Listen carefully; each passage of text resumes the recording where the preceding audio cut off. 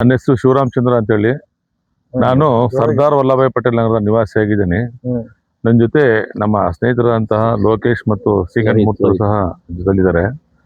ನೋಡಿ, ನಮ್ಮ police layout Sardar Vallabhbhai layout ಹಲಾಟಾಗಿ ಸುಮಾರು ನಮ್ಗೆ 25 ವರ್ಷಗಳಾಯ್ತು. ಅವಾಗಿಂದಲೂ ಸಹ ಮನೆಗಳು ಕಟ್ತಾ ಇದ್ದಾರೆ.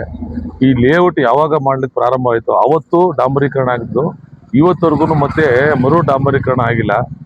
ಮತ್ತೆ ನಮ್ಗೆ ಸಿಹಿ ನೀರಿನ ಸೌಲಭ್ಯಗಳು ಇವತ್ತಿಗೂ ಸಹ ಇಲ್ಲ. ನಾವೆಲ್ಲ ಬೋರ್ವೆಲ್ ನೀರೇ ಕುಡಿತಾ ಇದೀವಿ.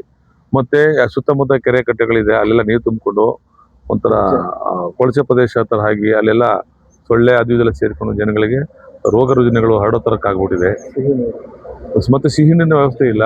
ನಮ್ಮ ಒಂದು ಶ್ರೀಕಂಠಮೂರ್ತಿ ಅವರು ಮತ್ತೆ ಲೋಹಿತ್ ಅವರ ಜೊತೆ ಸೇರ್ಕೊಂಡು ನಾವೆಲ್ಲ ಒಂದು ಹೋರಾಟವನ್ನ ಮಾಡಬೇಕು ಅಂತ ಇದ್ವಿ. ಮತ್ತೆ ಅದ್ರ ಬಗ್ಗೆ ಸಹಿ ಸಂಗ್ರಹಣೆಯನ್ನ ಮಾಡ್ತಾ ಇದ್ವಿ. ನಮ್ಮ ಬಡಾವಣೆಯ ಎಲ್ಲಾ ನಿವಾಸಿಗಳು ಸಹ ಒಗ್ಗೂಟು ಎಲ್ಲರೂ ಸಹ ಸಪೋರ್ಟ್ ಮಾಡಿ ನಮ್ಗಳಿಗೆ ಈ ಒಂದು ಕಾರ್ಯಕ್ರಮದಲ್ಲಿ ಯಶಸ್ವಿಯನ್ನ ಮಾಡಿಕೊಡ್ಬೇಕು.